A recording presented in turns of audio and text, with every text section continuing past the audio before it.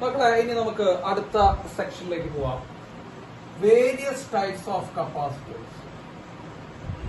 Various types of capacitor, അതായത് പല ടൈപ്പിലുള്ള കപ്പാസിറ്ററുകളെ കുറിച്ച് നമുക്ക് ഇനി അടുത്തത് നോക്കാം. പല ടൈപ്പിലുള്ള കപ്പാസിറ്റർ. അപ്പൊ നമുക്ക് ആദ്യം അതിൽ നമുക്ക് നോക്കാം സ്പെറിക്കൽ കപ്പാസിറ്റർ നോക്കാം. നമുക്ക് ആദ്യം സ്പെറിക്കൽ കപ്പാസിറ്റർ, അതായത് മക്കളെ സ്പിയർ ഷേപ്പിലുള്ള ഒരു കണ്ടക്ടർ ഒരു കപ്പാസിറ്റർ ആയിട്ട് നമ്മൾ ആക്ട് ചെയ്യുന്നത് നമ്മൾ സാധാരണ പറയാറുണ്ട്. അപ്പൊ അതിന്റെ കപ്പാസിറ്റൻസ് എത്രയാണ് നമുക്ക് ആദ്യം നോക്കാം. ഓക്കെ, മക്കളെ നോക്കൂ, ഒരു സ്പിയർ ടൈപ്പിലുള്ള എന്തെടുക്കുന്നു, ഒരു കണ്ടക്ടർ എടുക്കുന്നു. സ്പെറിക്കൽ കപ്പാസിറ്റർ ഉണ്ടോ, ഒരു സ്പെറിക്കൽ കണ്ടക്ടർ നമ്മൾ കൺസിഡർ ചെയ്യാം. നമ്മൾ അതിലേക്ക് എന്ത് കൊടുക്കുന്നു മക്കളെ, ചാർജ് കൊടുക്കുന്നു എന്ന് വിചാരിക്കുക. നിങ്ങൾ ആലോചിച്ച് നോക്കുക, ചാർജ് കൊടുക്കുന്നു. അപ്പൊ ആ ചാർജ് ഈ കണ്ടക്ടറിന്റെ സർഫസിൽ റിസൈഡ് ചെയ്യുന്നു നമ്മൾ പഠിച്ചിട്ടുണ്ട്. അപ്പൊ ചാർജ് ആ കണ്ടക്ടറുകളുടെ സർഫസിൽ റിസൈഡ് ചെയ്യുന്നു, സർഫസിൽ ഒതുക്കി നിൽക്കുന്നു, നമ്മൾ ഓർക്കാൻ അറിയാം. അപ്പൊ ചാർജ് സർഫസിലാണ് നിൽക്കുക. മക്കളെ അവിടുത്തെ ചാർജ് ക്യാപിറ്റൽ ക്യൂ ഉണ്ടെന്ന് വിചാരിക്കും. അവിടുത്തെ ചാർജ് ക്യാപിറ്റൽ ക്യൂ ഉണ്ട്. അപ്പൊ മക്കളെ ശ്രദ്ധിക്കണം, അവിടുത്തെ അപ്പോ പൊട്ടൻഷ്യൽ എന്താ പറയുക സർഫസിലെ, what is potential at the surface? Potential at the surface എത്ര വരെയെന്ന് നമ്മൾ ഓൾറെഡി നമ്മൾ നേരത്തെ പഠിപ്പിച്ചിട്ടുണ്ട്. 1/4πε0 Q by capital R ആണ് പൊട്ടൻഷ്യൽ അറ്റ് ദ സർഫസ്, അല്ലെ? Potential at the surface Q by capital R ആണ്. 1/4πε0 Q by capital. മക്കളെ സാധാരണ രീതിയിൽ നമ്മൾ പറയാറുണ്ട് ഒരു കപ്പാസിറ്റർ എന്ന് പറയുമ്പോൾ രണ്ട് പ്ലേറ്റുകളാണ് പറയാറ്, അല്ലെ? രണ്ട് പ്ലേറ്റുകളാണ് പറയാറ്. പക്ഷെ നമ്മൾ നോക്കി നോക്കി, ഇവിടെ നമ്മൾ ആകെ ഒരു സ്പെറിക്കൽ സർഫസ് മാത്രമേ എടുത്തിട്ടുള്ളൂ. ഇതിൽ എവിടെയാണ് നമ്മൾ രണ്ടാമത്തെ സർഫസ്? ശരിക്കും നമ്മൾ അങ്ങനെ രണ്ടാമത്തെ സർഫസ് എടുത്തിട്ടുണ്ടോ? ഇല്ല. ആകെ ഒറ്റ ഒരു സ്പെറിക്കൽ ആയിട്ടുള്ള ഒരു സർഫസ് മാത്രമേ എടുത്തിട്ടുള്ളൂ. അപ്പൊ ഒരു ഒറ്റ സ്പെറിക്കൽ സർഫസ് എന്തായിട്ട് ആക്ട് ചെയ്യും? കപ്പാസിറ്റർ ആയിട്ട് ആക്ട് ചെയ്യും. നമുക്ക് ശരിയാണ്, സത്യമാണ്. ഒരു സ്പെറിക്കൽ കണ്ടക്ടർ കപ്പാസിറ്റർ ആയിട്ട് ആക്ട് ചെയ്യും. അപ്പോ ഒരു സ്പെറിക്കൽ കണ്ടക്ടറിലേക്ക് നമ്മൾ ചാർജ് കൊടുക്കുകയാണെങ്കിൽ ആ ചാർജ് ആ സർഫസിൽ റിസൈഡ് ചെയ്യും. അപ്പൊ റിസൈഡ് ചെയ്യുന്നു. അപ്പൊ അവിടെ എന്തുണ്ടാവുന്നു മക്കളെ, ആ ചാർജിനെ സ്റ്റോർ ചെയ്യാനുള്ള കഴിവ് ആ സ്പെറിക്കൽ സർഫസിന് വരുന്നു. അപ്പൊ ആ സ്പെറിക്കൽ സർഫസ് ഒരു കപ്പാസിറ്റർ ആയിട്ട് ആക്ട് ചെയ്യും. ഓക്കെയാണ്. അപ്പൊ ഒരു സ്പെറിക്കൽ സർഫസ് മതി കപ്പാസിറ്റർ ആയിട്ട് ആക്ട് ചെയ്യാൻ. പക്ഷെ നമ്മൾ തിയററ്റിക്കലി നമ്മൾ പറയുന്നത് സാധാരണ രണ്ട് സർഫസ് ഉണ്ടെങ്കിൽ, ആണെങ്കിൽ രണ്ട് പ്ലേറ്റ് പാരലൽ പ്ലേറ്റ് ഒക്കെ ഓർമ്മിച്ച് ചോദിക്കാം. രണ്ട് പ്ലേറ്റ് ഉണ്ടെങ്കിൽ അല്ലെങ്കിൽ രണ്ട് സർഫസ് ഉണ്ടെങ്കിൽ നമ്മൾ സാധാരണ കപ്പാസിറ്റർ പറയാറുള്ളൂ. അപ്പോ അങ്ങനെ രണ്ടാമത്തെ സർഫസ് നമ്മൾ ഫിസിക്സുകാർ കൺസിഡർ ചെയ്യുന്നു. എങ്ങനെ കൺസിഡർ ചെയ്യണേ മക്കളെ? ഇവിടെ ഒരു ഇമാജിനറി സർഫസ് ഇൻഫിനിറ്റിയിലുണ്ടെന്ന് വിചാരിക്കും. അതായത് ഇൻഫിനിറ്റിയില് ഒരു ഇമാജിനറി സർഫസ് ഉണ്ട് എന്ന് നമ്മൾ വിചാരിക്കാം. അപ്പോ കുറെ പേർക്ക് സമാധാനമായി. അപ്പൊ രണ്ട് പ്ലേറ്റുകൾക്കുള്ള സ്കോപ്പ് അവിടെ വന്നു. ഏതാ? ഒരു പ്ലേറ്റ് ശരിക്കുള്ള ഒരു സർഫസ് ശരിക്കുള്ളതാണ്, നമ്മുടെ മെറ്റാലിക് സർഫസ് ആണ്. രണ്ടാമത്തെ സർഫസ് ഇൻഫിനിറ്റിയിൽ ഒരു ഇമാജിനറി സർഫസ് എന്ന് നിങ്ങൾ വിചാരിച്ചോ?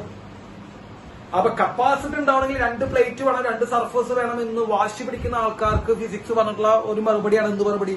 രണ്ടാമത്തെ പ്ലേറ്റ് ഇൻഫിനിറ്റിയിലാണ്, അതായത് വളരെ അകലെയാണ്. അങ്ങനെ ഒരു പ്ലേറ്റ് അവിടെ ഉണ്ടെന്ന് നിങ്ങൾ എന്ത് ചെയ്യും? അസ്യൂം ചെയ്യും. അപ്പൊ ശരിക്കും അവിടെ എത്രയും മക്കളെ? രണ്ട് പ്ലേറ്റുകളെ. അപ്പൊ ശരിക്കും പറയുകയാണെങ്കിൽ നമ്മളിപ്പോ ഒരു സ്പെറിക്കൽ കണ്ടക്ടർ നമ്മൾ എടുത്തു, അവന് കപ്പാസിറ്റർ ആയിട്ട് ആക്ട് ചെയ്യാൻ പറ്റും. ഇനി ആർക്കെങ്കിലും നിർബന്ധം പറയുകയാണ് രണ്ടാമത്തെ പ്ലേറ്റ് ഉണ്ടെങ്കിൽ എനിക്ക് കപ്പാസിറ്റർ പഠിക്കാൻ പറ്റുള്ളൂ എന്ന് പറയുകയാണെങ്കിൽ നമ്മൾ എന്താ പറയാ? ഈ രണ്ടാമത്തെ പ്ലേറ്റ് എവിടെ ഉണ്ടെന്ന് നിങ്ങൾ വിചാരിച്ചോ? ഇൻഫിനിറ്റിയിൽ ഉണ്ടെന്ന് വിചാരിച്ചോ? കുഴപ്പമില്ല. ഓക്കെ, അപ്പൊ രണ്ടാമത്തെ പ്ലേറ്റ് എവിടെ എടുക്കണം? അപ്പൊ ഈ കപ്പാസിറ്റർ, അതായത് മക്കളെ ഈ സ്പെറിക്കൽ കപ്പാസിറ്ററിന്റെ രണ്ടാമത്തെ പ്ലേറ്റ് എവിടെ എടുക്കണം എന്ന് വിചാരിക്കുക? ഇൻഫിനിറ്റിയിലാണ് കിടക്കുന്നത് വിചാരിക്കുക. നമുക്ക് സാധാരണ അറിയാം ഇൻഫിനിറ്റിയിലുള്ള പൊട്ടൻഷ്യൽ എന്തായിരിക്കും മക്കളെ? സീറോ ആയിരിക്കും. ഇൻഫിനിറ്റിയിലുള്ള പൊട്ടൻഷ്യൽ നമ്മൾ സീറോ ആയിരിക്കും. അപ്പൊ നിങ്ങൾ നോക്കൂ, വാട്ട് ഈസ് ദ ഇവിടുത്തെ സർഫസിലെ പൊട്ടൻഷ്യൽ നമ്മൾ എഴുതി വെച്ചു. സർഫസിലെ പൊട്ടൻഷ്യൽ എത്ര എഴുതി വെച്ചാൽ 1/4πε0 Q/R എന്ന് എഴുതി വെച്ചു. ഇൻഫിനിറ്റിയിലെ പൊട്ടൻഷ്യൽ എത്ര മക്കളെ? സീറോ ആണ്. So what is potential difference between the plates? രണ്ട് സർഫസുകൾ, രണ്ട് പ്ലേറ്റുകൾ, രണ്ട് സർഫസുകൾ തമ്മിലുള്ള പൊട്ടൻഷ്യൽ ഡിഫറൻസ് എത്രയാണെന്ന് വെച്ചാൽ നമ്മൾ എന്താ പറയാ? ഇത് തമ്മിൽ മൈനസ് ചെയ്യണം. അപ്പൊ എത്ര വരെ മക്കളെ? 1/4πε0 Q/R മൈനസ് 0. രണ്ടാം സർഫസ് ഇൻഫിനിറ്റിയില 0ആണ്. അപ്പൊ എന്താ വരിക മക്കളെ? പൊട്ടൻഷ്യൽ ഡിഫറൻസ് എത്ര വരിക? 1/4πε0 Q/R തന്നെ വരിക. സംശയം? അപ്പൊ കപ്പാസിറ്ററിൽ രണ്ട് പ്ലേറ്റ് ഉണ്ട് എന്ന് പഠിച്ചവർക്ക്, അങ്ങനെ പഠിച്ചു വെച്ചവർക്ക് ഒരു ബുദ്ധിമുട്ടില്ലാതിരിക്കാൻ വേണ്ടിയിട്ടാണ് നമ്മൾ എന്ത് ചെയ്യുന്നത്? ശരിക്കും രണ്ടാമത്തെ പ്ലേറ്റ് ഇൻഫിനിറ്റിയിൽ ഉണ്ടെന്ന് അസ്യൂം ചെയ്യുക. അങ്ങനെ ഒരു പ്ലേറ്റ് അവിടെ ഉണ്ടെന്ന് നിങ്ങൾ വിചാരിക്കുക. ഇൻഫിനിറ്റിയിലുള്ള പ്ലേറ്റുകൾ എന്ന് പറയുമ്പോൾ ഇൻഫിനിറ്റിയിലുള്ള പൊട്ടൻഷ്യൽ എന്തായിരിക്കും മക്കളെ? സീറോ ആയിരിക്കും. അങ്ങനെ പൊട്ടൻഷ്യൽ ഡിഫറൻസ് എന്ത് കിട്ടി നമുക്ക്? 1/4πε0 Q/R എന്ന് കിട്ടി. Capacitance equal to Q/V. Capacitance equal to Q by V. അപ്പൊ എന്താ പറയുക മക്കളെ, Q divide by potential difference എത്രയാ 1/4πε0 Q by R. മക്കളെ Q വെട്ടിപ്പോവും, ഈ സംഭവം മുകളിലേക്ക് കയറി പോകുമ്പോ കപ്പാസിറ്റൻസ് ഈക്വൽ ടു 4πε0 R. അപ്പോ ഒരു സ്പെറിക്കൽ കപ്പാസിറ്റർ ഒറ്റ സ്പെറിക്കൽ സർഫസിന് കപ്പാസിറ്റർ ആയിട്ട് ആക്ട് ചെയ്യാൻ പറ്റും. ആ കപ്പാസിറ്ററിന്റെ കപ്പാസിറ്റൻസിന്റെ വാല്യൂ ആണ് മക്കളെ 4πε0 R. R is a radius. അപ്പൊ എർത്ത് ഒരു കപ്പാസിറ്റർ ആയിട്ട് ആക്ട് ചെയ്യുന്ന ഒരു ചോദ്യം വരാം. എർത്തിന് ഒരു കപ്പാസിറ്റർ ആയിട്ട് ആക്ട് ചെയ്യാം. ഏത് കപ്പാസിറ്റർ ആയിട്ട് ആക്ട് ചെയ്യാം മക്കളെ? സ്പെറിക്കൽ കപ്പാസിറ്റർ ആയിട്ട് എർത്ത് ആക്ട് ചെയ്യാം. അപ്പൊ എർത്തിന്റെ കപ്പാസിറ്റൻസ് എത്രയാണെന്നൊക്കെ ചോദ്യം ചിലപ്പോൾ നമ്മളോട് എന്ത് ചെയ്യാം, ചോദിക്കാം. അപ്പൊ എർത്തിന്റെ കപ്പാസിറ്റർ എത്രയാണെന്ന് നമ്മൾ എങ്ങനെയാണ് കണ്ടുപിടിക്കാം മക്കളെ? എർത്തിന്റെ റേഡിയസ് നമുക്കറിയാം 6400 കിലോമീറ്റർ ആണ്. എർത്തിന്റെ റേഡിയസ് 6400 കിലോമീറ്റേഴ്സ്. 4πε0 വാല്യൂ നമുക്കറിയാം 1/4πε0 9 × 10⁹ ആണ്. അപ്പൊ എർത്തിന്റെ കപ്പാസിറ്റർ നിങ്ങൾ നോട്ട് ചെയ്യണമെങ്കിൽ ഞാൻ വേണമെങ്കിൽ അത് മാർക്ക് ചെയ്യാം. എർത്തിന്റെ കപ്പാസിറ്റൻസ് ഇനി നമ്മളോട് ചോദിക്കുകയാണെങ്കിൽ, എർത്ത് മാത്രമല്ല ഏത് സ്പെറിക്കൽ ഷേപ്പിന്റെ കപ്പാസിറ്റൻസ് ചോദിച്ചാലും മക്കളെ, ഇപ്പൊ എർത്ത് നമ്മൾക്ക് ഇപ്പൊ പറയാൻ തൽക്കാലത്തേക്ക് കപ്പാസിറ്റൻസിന്റെ ഇക്വേഷൻ 4πε0 ആണ്. അതിലെ ഈ 1/4πε0 9 × 10⁹. 1/4πε0 9 × 10⁹. അപ്പൊ 4πε0 എന്താ വരിക മക്കളെ? 1/9 × 10⁹ എന്നാ വരും അല്ലെ? തലതിരിയല്ലോ. 1/9 × 10⁹ ഇൻറ്റു റേഡിയസ് എത്ര മക്കളെ? 6400 കിലോമീറ്റർ ആണ്. കിലോമീറ്ററിന്റെ മീറ്ററിലേക്ക് മാറ്റുമ്പോൾ 10⁻³ ഡൗട്ടുണ്ടോ? അപ്പൊ എന്താ വരിക മക്കളെ? ഇത് 64 ഡിവൈഡ് ബൈ 9 ഇൻറ്റു 10⁻². മക്കളെ 2 3 10⁻5 9 ആണ് മോളിൽ വരുമ്പോൾ നമുക്ക് 10⁻⁴. അപ്പോ it is equal to 7.11 into 10⁻⁻4 എന്ന് പറയുമ്പോൾ മക്കളെ 711 ഇൻറ്റു 10⁻⁻6 എന്ന് പറയുമ്പോൾ 711 മൈക്രോ ഫാരഡ് ആണ് എർത്തിന്റെ കപ്പാസിറ്റൻസ്. അപ്പൊ എർത്തിന്റെ കപ്പാസിറ്റൻസ് 711 മൈക്രോ ഫാരഡിലാണ്. ബാക്കി ഏത് സ്ഫിയർ തന്നാലും അതിന്റെ റേഡിയസ് ഇൻറ്റു ചെയ്ത് നമുക്ക് അവന്റെ കപ്പാസിറ്റൻസ് കിട്ടും. അപ്പൊ ഇതാണ് സ്പെറിക്കൽ കപ്പാസിറ്റൻസ്. കപ്പാസിറ്റൻസിന്റെ വാല്യൂ എത്ര വരുന്നത് നമുക്ക്? 4πε0 R എന്നാണ് വരുന്നത് കപ്പാസിറ്ററിന്റെ വാല്യൂ. കപ്പാസിറ്ററിൽ രണ്ട് സർഫസ് ഉണ്ട് എന്ന് വെച്ച് പഠിച്ചവർക്ക് രണ്ടാം സർഫസ് എവിടെ വെച്ച് കൺസിഡർ ചെയ്യാൻ മക്കളെ? ഇൻഫിനിറ്റിയിലാണ് കൺസിഡർ ചെയ്യാം. ഇൻഫിനിറ്റിയിലുള്ള ഏതൊരു സർഫസിന്റെയും പൊട്ടൻഷ്യൽ എത്രയായിരിക്കും? 0 ആയിരിക്കും. അങ്ങനെയാണ് പൊട്ടൻഷ്യൽ ഡിഫറൻസ് കണ്ടുപിടിച്ച് കപ്പാസിറ്റൻസ് ചെയ്യുന്നത്. ഡൗട്ട് ഉണ്ടെങ്കിൽ ചോദിക്കും. നിങ്ങൾ ചോദിച്ചോട്ടാ, എന്ത് ഡൗട്ട് ഉണ്ടെങ്കിൽ നിങ്ങൾക്ക് ഗ്രൂപ്പിലോ എവിടെ വേണമെങ്കിലും ചോദിക്കാം. ഓക്കെ മക്കളെ, ഇനി നമുക്ക് അടുത്ത ഒരു ടൈപ്പ് കപ്പാസിറ്റർ നമുക്ക് നോക്കാം. Spherical shell capacitor. Spherical shell capacitor. നമ്മുടെ കപ്പാസിറ്ററുകൾ കുറെ ആയി, പല ടൈപ്പുകളായി, പല രീതികളുള്ള സീരീസ് പാരലൽ, അങ്ങനെ കുറെ തിയറികൾ കപ്പാസിറ്ററെ കുറിച്ചുണ്ട്. അപ്പൊ അതൊക്കെ ഒന്ന് നോട്ട് ചെയ്ത് നന്നായി വൃത്തിയായി പഠിക്കണം. അപ്പൊ നമ്മൾ അടുത്ത് പഠിക്കാൻ പോകുന്നത് സ്പെറിക്കൽ ഷെൽ കപ്പാസിറ്റർ ആണ് മക്കളെ. അപ്പൊ സ്പെറിക്കൽ ഷെൽ കപ്പാസിറ്റർ എന്ന് പറയുമ്പോൾ രണ്ട് സ്പെറിക്കൽ ഷെല്ലുകൾ എടുക്കുക. അതില് ഇത് ഇന്നർ ഷെല്ലാണ് മക്കളെ. ഇന്നർ ഷെല്ലിന്റെ റേഡിയസ് സ്മോൾ എത്രയാണെന്ന് വിചാരിക്കുക. ആ ഇന്നർ ഷെല്ലിന് ചുറ്റും നമ്മൾ എന്ത് ചെയ്യുക? കുറച്ചും കൂടി വലിയ ഒരു ഷെല്ല് എടുക്കുക. ഔട്ടർ ഷെല്ലാണ്, അതിന്റെ റേഡിയസ് B ആണ്.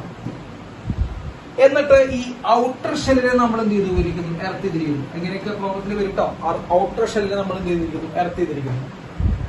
എന്നിട്ട് ഇന്നർ ഷെല്ലിന് നമ്മൾ ചാർജ് കൊടുക്കുന്നു, ഒരു ക്യാപിറ്റൽ Q ചാർജ് കൊടുക്കുന്നു. അപ്പൊ അതൊരു കപ്പാസിറ്റർ ആയിട്ട് ആക്ട് ചെയ്യും. മക്കൾ ഇതിന്റെ ഡെറിവേഷൻ നമ്മൾ ഇവിടെ പറയുന്നില്ല, കാരണം കുറച്ച് സമയം എടുക്കും അതിന്റെ ഡെറിവേഷൻ പറയാൻ. പൊട്ടൻഷ്യൽ ഡിഫറൻസ് ഒക്കെ കണ്ടുപിടിച്ച് വരുമ്പോൾ കുറച്ച് സമയം എടുക്കും. അപ്പൊ അതുകൊണ്ട് നമുക്ക് ആ ഇക്വേഷനിലേക്ക് മാത്രം പോവാം. അപ്പോ നമ്മൾ എന്ത് ചെയ്യുന്നു? ഒരു ക്യാപിറ്റൽ Q എന്ന് പറഞ്ഞ ചാർജ് ഇന്നർ സർഫസിലേക്ക് കൊടുത്തു. Outer surface, I mean outer shell എർത്തിനാണ്. മക്കൾ എർത്ത് എന്ന് പറയുമ്പോൾ നമ്മൾ ഏറ്റവും അധികം മനസ്സിലാക്കുന്നത് അതിന്റെ പൊട്ടൻഷ്യൽ മക്കളെ 0. ഓക്കെ, പൊട്ടൻഷ്യൽ നമുക്ക് 0 ആയിട്ട് എടുക്കാം. ഇത് നമ്മൾ നേരത്തെ ഈ സ്പെറിക്കൽ കപ്പാസിറ്റർ പറഞ്ഞപ്പോൾ നമ്മൾ ചെയ്തിട്ടുണ്ടായിരുന്നു ഇൻഫിനിറ്റിയിലെ ഒരു സർഫസ് എടുത്തിട്ടുണ്ടായിരുന്നു. നിങ്ങൾ നമ്മുടെ വേണമെങ്കിൽ ഇവിടെ എടുത്തു വെക്കാം. ഇൻഫിനിറ്റിയിലാണ് നമ്മളൊരു സർഫസ് വേണമെങ്കിൽ കൺസിഡർ ചെയ്യാം. പക്ഷേ നമുക്കറിയാം ഇൻഫിനിറ്റിയിലുള്ള സർഫസിന്റെ പൊട്ടൻഷ്യൽ എന്തായിരുന്നു മക്കളെ? 0 ആണ്. അപ്പോ ഇവിടെ ഓൾറെഡി തന്നെ ഈ ഔട്ടർ മോസ്റ്റ് ഷെല്ലിന്റെ പൊട്ടൻഷ്യൽ 0 ആണ്. നമ്മളിപ്പോ ഇൻഫിനിറ്റിയിൽ ഒരു ഇമാജിനറി സർഫസ് എടുത്താലും അവിടെയും പൊട്ടൻഷ്യൽ എന്താണ് മക്കളെ? 0 ആണ്. അപ്പൊ ഇവര് തമ്മിൽ എന്തുണ്ടാവില്ലേ? യാതൊരുവിധ പൊട്ടൻഷ്യൽ ഡിഫറൻസിനുള്ള സ്കോപ്പ് ഇല്ല. അത് കാരണം കൊണ്ട് ഔട്ടർ മോസ്റ്റ് ലെയറും ഔട്ടർ മോസ്റ്റ് ഷെല്ലും ഇൻഫിനിറ്റിയിലുള്ള ഇമാജിനറി സർഫസും തമ്മിൽ ഒരു കപ്പാസിറ്റർ ഉണ്ടാകുന്നില്ല. അപ്പോ നിങ്ങൾ ഈ ഭാഗം തമ്മിൽ എന്ത് ചെയ്യുന്ന ആവശ്യമില്ല, ഒരു കപ്പാസിറ്റർ ഉണ്ടാകുമെന്ന് നമ്മൾ വിചാരിക്കുന്നു. അപ്പൊ കപ്പാസിറ്റർ നിൽക്കുന്നത് ഇന്നർ സർഫസും ഇന്നർ ഷെല്ലും ഔട്ടർ ഷെല്ലും ഇടയിലുള്ള ഈ ഭാഗത്താണ് പൊട്ടൻഷ്യൽ ഡിഫറൻസ് ഉണ്ടാവുന്നത്. അപ്പോ ഇന്നറും ഔട്ടറും തമ്മിലാണ് എന്തുണ്ടാവണം മക്കളെ, പൊട്ടൻഷ്യൽ ഡിഫറൻസ് ഉണ്ടാവുന്നത്. അപ്പൊ അവിടേക്കിടയിലാണ് എന്തുണ്ടാവണേ, ഒരു ചാർജിനെ ഹോൾഡ് ചെയ്യാൻ പറ്റുക, അല്ലെങ്കിൽ ഒരു ചാർജ് അവിടെ എക്സിസ്റ്റ് ചെയ്യുക, അല്ലെങ്കിൽ അവിടെ ഒരു കപ്പാസിറ്റർ ഉണ്ടാവുക. അപ്പൊ കപ്പാസിറ്റർ ഉണ്ടാവുന്നത് ഇന്നർ സർഫസിനും ഇന്നർ ഷെല്ലിനും ഔട്ടർ ഷെല്ലിനും ഇടയിലുള്ള റീജിയനാണ്. ഔട്ടർ ഷെല്ലും ഇൻഫിനിറ്റിക്കും ഇടയിൽ ഒരു കപ്പാസിറ്ററിനുള്ള സ്കോപ്പ് ഇല്ല. കാരണം ഔട്ടർ ഷെല്ലിന്റെ വോൾട്ടേജ് 0. കാരണം എന്താ, അത് എർത്തി തന്നെ വോൾട്ടേജ് 0 ആണ്, പൊട്ടൻഷ്യൽ 0 ആണ്. ഇൻഫിനിറ്റിയില് ഓൾറെഡി പൊട്ടൻഷ്യൽ എന്താണ് മക്കളെ, 0. അപ്പൊ ഇവർക്കിടയിൽ, അതായത് ഔട്ടർ ഷെല്ലിന്റെ ഇടയിൽ എന്ത് ചെയ്യാൻ പറ്റില്ല, ഇൻഫിനിറ്റിയിലുള്ള സർഫസിന്റെ ഇടയിൽ നമുക്ക് എന്ത് ചെയ്യാൻ പറ്റില്ല, ഒരു കപ്പാസിറ്റർ ഇവിടെ ഫോം ചെയ്യുന്നില്ല. സോ കപ്പാസിറ്റർ ഫോംഡ് ബിറ്റ്വീൻ ആരൊക്കെ തമ്മിലാണ് മക്കളെ, ഇന്നർ ആൻഡ് ഔട്ടർ ഷെൽ, അവർക്കിടയിലാണ് നമ്മൾ എന്ത് ചെയ്യണേ, കപ്പാസിറ്റർ ഫോം ചെയ്യാം. അതിന്റെ കപ്പാസിറ്റൻസിന്റെ ഇക്വേഷൻ ഒന്ന് ശ്രദ്ധിക്കുക, 4πε0. അതിൽ മാറ്റില്ലേ, 4πε0 A into B എന്ന് പറയുമ്പോൾ നമുക്ക് രണ്ട് ഷെല്ലുകളുടെ റേഡിയസുകൾ ഇൻഡു ചെയ്തു, ഡിവൈഡഡ് ബൈ വലിയ ഷെല്ലിന്റെ റേഡിയസ് മൈനസ് ചെറിയ ഷെല്ലിന്റെ റേഡിയസ്. ഇതാണ് കപ്പാസിറ്റൻസിന്റെ ഇക്വേഷൻ. ഓക്കെ, ശ്രദ്ധിക്കാം. 4πε0 A into B, രണ്ട് product of the radius of the shell by വലിയ റേഡിയസ് മൈനസ് ചെറിയ റേഡിയസ്. ഇതാണ് കപ്പാസിറ്ററിന്റെ ഇക്വേഷൻ, ഒരു സ്പെറിക്കൽ ഷെൽ കപ്പാസിറ്റർ. ഇനി വേണമെങ്കിൽ നമ്മളോട് ചിലപ്പോൾ പരീക്ഷയ്ക്ക് ചോദിക്കും, if the space between this inner and outer shell filled with dielectric constant K. അവർക്ക് വേണമെങ്കിൽ ആ സ്പേസ് K എന്ന് പറയുന്ന ഡയലക്ട്രിക് കോൺസ്റ്റന്റ് വെച്ച് എന്ത് ചെയ്യാം, ഫിൽ ചെയ്യാം. So the capacitor will become, മക്കളെ K വെച്ചുള്ള ഡയലക്ട്രിക് കോൺസ്റ്റന്റ്, K ഉള്ള ഡയലക്ട്രിക് കോൺസ്റ്റന്റ് വെച്ച് ഫിൽ ചെയ്ത് കഴിഞ്ഞാൽ നമ്മൾ K ടൈംസ് ആവുന്ന പഠിച്ചിട്ടുണ്ടാവും കപ്പാസിറ്ററിന്റെ വാല്യൂ. അപ്പൊ capacitance is equal to 4πε0 into K, 4πε0 into K, A into B divided by B minus K. അതായത് എക്സ്ട്രാ എന്ത് വന്നിരിക്കുന്നു, ഒരു K ടൈംസ് വന്നിരിക്കുന്നു. എന്ത് വെച്ച് ഫിൽ ചെയ്യുമ്പോൾ മക്കളെ, ഒരു മീഡിയം വെച്ച് അതിനിടയിൽ ഫിൽ ചെയ്യുമ്പോൾ. അപ്പോ spherical shell capacitance equation 4πε0 A into B by B minus X. ശ്രദ്ധിക്കണം മക്കളെ, ഔട്ടർ ഷെല്ലാണ് ഇവിടെ എന്ത് ചെയ്തിരിക്കുന്നത്, ചെയ്തിരിക്കുന്നത്. ഔട്ടർ ഷെല്ലിലെ പൊട്ടൻഷ്യൽ 0 ആണ്. ഇനി ഇൻഫിനിറ്റിയിൽ നിങ്ങളൊരു ഷെല്ല്, ഇമാജിനറി ഷെല്ല് നമ്മൾ നേരത്തെ പറഞ്ഞ പോലെ കൺസിഡർ ചെയ്താലും അവിടുത്തെ പൊട്ടൻഷ്യൽ 0 ആണ്. അപ്പൊ ഔട്ടർ ഷെല്ലും ഇൻഫിനിറ്റിത്തെ ഷെല്ലും നമ്മൾ ഒരു കപ്പാസിറ്റർ ഫോം ചെയ്യുന്നില്ല. കപ്പാസിറ്റർ ഫോം ചെയ്യുന്നത് ഉള്ളിലത്തെ ഷെല്ലും ഔട്ടർ ഷെല്ലും തമ്മിലാണ്. അതിന്റെ വാല്യൂ ഉള്ളിലത്തെ ഷെല്ലിന്റെ റേഡിയസും ഔട്ടർ ഷെല്ലിന്റെ റേഡിയസും തമ്മിൽ ഇൻഡ്യൂ ചെയ്യുക, ഔട്ടർ ഷെല്ലിന്റെ റേഡിയസ് മൈനസ് ഇന്നർ ഷെല്ലിന്റെ റേഡിയസ് ചെയ്യുക, നമുക്ക് കപ്പാസിറ്ററിന്റെ വാല്യൂ കിട്ടും. അതൊന്ന് നോട്ട് ചെയ്യാം. ഓക്കെ, ഇനി ഇതിൽ നിന്ന് നമുക്ക് വേറൊരു രീതിയിൽ കൂടി നമുക്ക് വേണമെങ്കിൽ അവര് ചോദിക്കാം. വേറെ രീതിയിൽ നമുക്ക് ഇവിടെ ഒരു കപ്പാസിറ്റർ ഇതേപോലെ ഉണ്ടാക്കാം. അതായത് ഇപ്പൊ ഇങ്ങനെ പറഞ്ഞ പോലെ ആദ്യം ഒരു ഇന്നർ സർഫസ് എടുത്തു, ഇന്നർ സ്പെറിക്കൽ ഷെൽ എടുത്തു, അത് കഴിഞ്ഞ് ഒരു ഔട്ടർ സ്പെറിക്കൽ ഷെൽ എടുത്തു. മക്കളെ, ഇന്നർ സ്പെറിക്കൽ ഷെല്ലിന്റെ റേഡിയസ് എയും ഔട്ടർ സ്പെറിക്കൽ ഷെല്ലിന്റെ റേഡിയസ് ബിയും ആണ്. ഓക്കെ, എന്നിട്ട് പ്രധാനപ്പെട്ട ഒരു ഡിഫറൻസ് എന്താന്ന് വെച്ച് കഴിഞ്ഞാൽ, ഇന്നർ സർഫസ് ആണ് ഇവിടെ നമ്മൾ എർത്ത് ചെയ്തിരിക്കുന്നത്. നേരത്തെ ഔട്ടർ സർഫസ് എർത്ത് ചെയ്ത്, ഇവിടെ ഇന്നർ സർഫസ് ആണ് നമ്മൾ എന്ത് ചെയ്തിരിക്കുന്നത് മക്കളെ, എർത്ത് ചെയ്തിരിക്കുന്നു എന്നുള്ള കാര്യം നിങ്ങൾ എല്ലാവരും മനസ്സിലാക്കണം. അപ്പൊ ഇന്നർ സർഫസ് എർത്ത് ചെയ്യുമ്പോൾ ആരാണ് എർത്ത് ചെയ്തത്, അവന്റെ പൊട്ടൻഷ്യലാണ് 0. ആരാണ് എർത്ത് ചെയ്തത്, അവന്റെ പൊട്ടൻഷ്യലാണ് 0. എന്നിട്ട് നമ്മൾ ഔട്ടർ സർഫസിനാണ് നമ്മൾ ചാർജ് കൊടുക്കണേ. ഔട്ടർ സർഫസിന് നമ്മളൊരു ക്യാപിറ്റൽ Q എന്ന് പറഞ്ഞ ചാർജ് കൊടുക്കും. ഓക്കെ മക്കളെ, അപ്പൊ ഔട്ടർ സർഫസിന്റെ വോൾട്ടേജ് 0 അല്ല. ഔട്ടർ സർഫസിന് ഇപ്പൊ VB എന്ന് പറഞ്ഞ വോൾട്ടേജ് ഉണ്ടെന്ന് വിചാരിക്കാം. ഓക്കെ, അപ്പൊ ഔട്ടർ സർഫസിന്റെ വോൾട്ടേജ് 0 അല്ല. അപ്പൊ വേണമെങ്കിൽ നമുക്ക് എന്ത് ചെയ്യാം മക്കളെ, ഇൻഫിനിറ്റിയിലുള്ള നമ്മുടെ ഇമാജിനറി നമ്മുടെ സർഫസ് എടുക്കാം മക്കളെ. ഇൻഫിനിറ്റിയുള്ള സർഫസിന്റെ വോൾട്ടേജ് എത്രയാണ് മക്കളെ, 0 ആണ്. നമ്മൾ നേരത്തെ ഫസ്റ്റ് തൊട്ടേ പറഞ്ഞു തുടങ്ങിയ കേട്ടോ, ഇൻഫിനിറ്റിയുള്ള സർഫസിന്റെ വോൾട്ടേജ് എന്താണ് മക്കളെ, 0 ആണ്. അപ്പൊ നിങ്ങൾ ആലോചിച്ച് നോക്കിയാൽ മക്കളെ, ഇവിടുത്തെ വോൾട്ടേജ് 0, എവിടുത്തെ വോൾട്ടേജ് 0, ഇന്നർ സർഫസിലെ വോൾട്ടേജ് 0. എന്തുകൊണ്ടാണ് 0? യാതൊരു ഔട്ടർ സർഫസിന്റെ വോൾട്ടേജ് 0 അല്ല. അപ്പൊ ഇന്നറും ഔട്ടറും തമ്മിൽ ഒരു പൊട്ടൻഷ്യൽ ഡിഫറൻസ് മെയിൻറ്റെയിൻ ചെയ്യുന്നത്. അപ്പൊ ഇവർ തമ്മിൽ ഒരു പൊട്ടൻഷ്യൽ ഡിഫറൻസ് ഉണ്ട് എന്ന് പറയുമ്പോൾ ഇവർ തമ്മിൽ എന്തുണ്ടാവും, ഒരു കപ്പാസിറ്റർ ഫോം ചെയ്യാം. ആര് തമ്മിൽ മക്കളെ, ഇന്നറും ഔട്ടറും തമ്മിൽ ഒരു കപ്പാസിറ്റർ ഫോം ചെയ്യും, കാരണം അവരെ പൊട്ടൻഷ്യൽ ഡിഫറൻസ് ഉണ്ട്. ഇനി ഔട്ടർ സർഫസിന്റെ പൊട്ടൻഷ്യൽ നമ്മൾ BB നടത്താൻ ഇൻഫിനിറ്റിയിൽ ഒരു ഇമാജിനറി ആയിട്ടുള്ള എന്തെടുക്കുന്നു, ഒരു സർഫസ് ഉണ്ട്, അല്ലെങ്കിൽ സർഫസ് നമ്മൾ എടുക്കുകയാണെങ്കിൽ അവിടുത്തെ പൊട്ടൻഷ്യൽ എത്രയാണ്, 0 ആണ് ഇൻഫിനിറ്റിയിൽ എടുക്കുമ്പോൾ.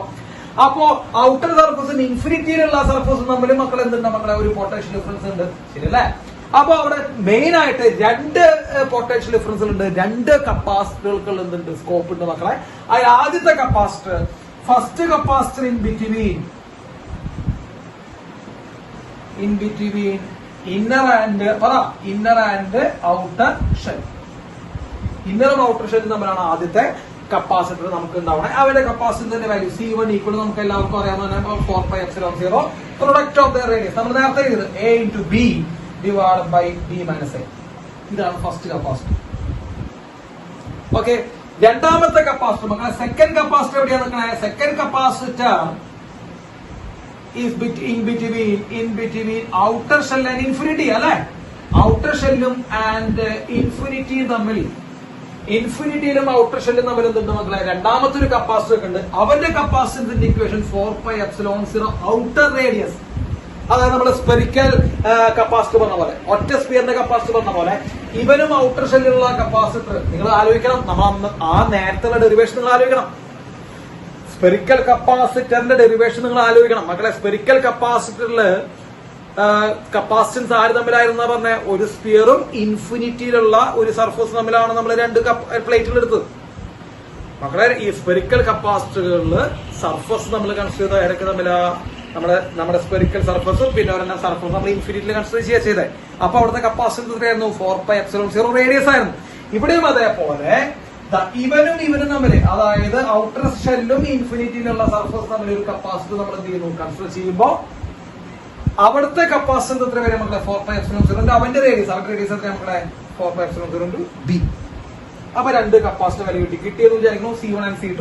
അപ്പൊ C1 ഇവർക്കിടയിലുള്ള കപ്പാസിറ്റർ, ഇടയിലുള്ള capacitor A into B by B minus A. ഒരാളും ഇൻഫിനിറ്റിയുള്ള കപ്പാസിറ്റർ, അതായത് ഒരു സർഫസും ഇൻഫിനിറ്റിയുള്ള സർഫസ് നമ്മളെ കപ്പാസിറ്റർ എന്ന് പറയുമ്പോൾ 4πε0 അവന്റെ റേഡിയസ് തെറ്റിക്കരുത്.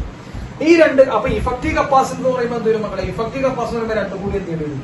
ആഡ് ചെയ്യേണ്ടി വരും. അതായത് 4πε0 A into B by B minus A plus 4πε0 B. ഇതാണ് ഇഫക്റ്റീവ് കപ്പാസിറ്റൻസ്. ഈ കേസിൽ, ഏത് കേസിൽ മക്കളെ? ഇന്നർ സർഫസ് എർത്ത് ചെയ്ത കേസിൽ. തെറ്റിക്കരുത്.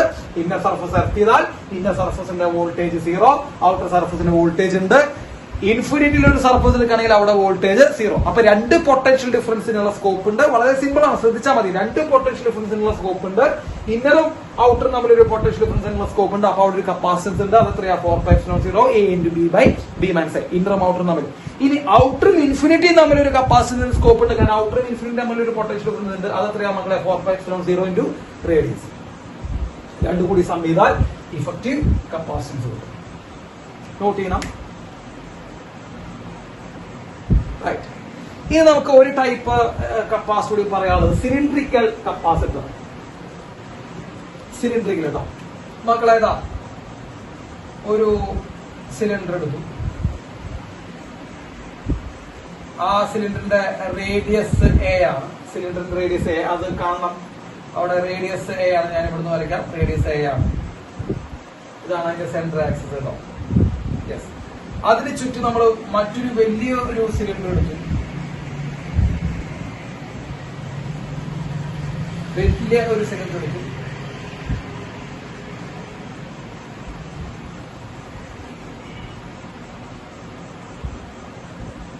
വലിയൊരു സിലിണ്ടർ എടുത്തു. അവന്റെ റേഡിയസ് എന്ന് പറയുന്നത് മക്കളെ B ആണ്.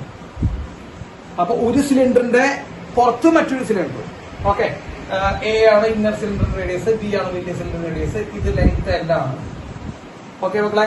അപ്പോ ഇവർ തമ്മിൽ ഒരു കപ്പാസിറ്റൻസ് ഫോം ചെയ്യാം മക്കളെ. കപ്പാസിറ്റൻസ് ഇക്വേഷൻ മാത്രം പഠിച്ചാൽ മതി. ഇതൊന്നും അങ്ങനെ സാധാരണ ചോദിച്ചു കാണാറില്ല, എന്നാലും നിങ്ങൾ പറഞ്ഞു വയ്ക്കുക. 2πε0 L എന്താ വെച്ചാൽ 2πε0 L divided by natural log B by A. 2πε0 L divided by natural log B by A. L എന്ന് പറയുമ്പോൾ ലെങ്ത് ഓഫ് ദ സിലിണ്ടർ ആണ്. Natural log B by A, വലിയ റേഡിയസ് ബൈ ചെറിയ റേഡിയസിന്റെ നാച്ചുറൽ ലോഗ് ചെയ്യണം. Denominator natural log B by A. Okay, അപ്പൊ ഇതാണ് cylindrical കപ്പാസിറ്റൻസിന്റെ ഇക്വേഷൻ. അതുകൂടി നോട്ട് ചെയ്യാം. അപ്പൊ നമ്മള് സ്പെറിക്കൽ കപ്പാസിറ്റർ പഠിച്ചു, സ്പെറിക്കൽ ഷെല്ല് പഠിച്ചു. സ്പെറിക്കൽ ഷെല്ല് രണ്ട് രീതിയിൽ പഠിച്ചു. പിന്നെ എന്ത് പഠിച്ചു മക്കളെ? സിലിണ്ടറിക്കൽ കപ്പാസിറ്റർ പഠിച്ചു. ഓക്കെ, അപ്പൊ ഇത്രയും ടൈപ്പ് കപ്പാസിറ്ററിന്റെ ഇക്വേഷൻ നോട്ട് ചെയ്യാം. ഇക്വേഷൻ മാത്രം പഠിച്ചാൽ മതി, നമുക്ക് ഡെറിവേഷന്റെ ആവശ്യമില്ല. ക്രാഷ് അല്ലേ? ഓക്കെ, നോട്ട് ചെയ്യാം.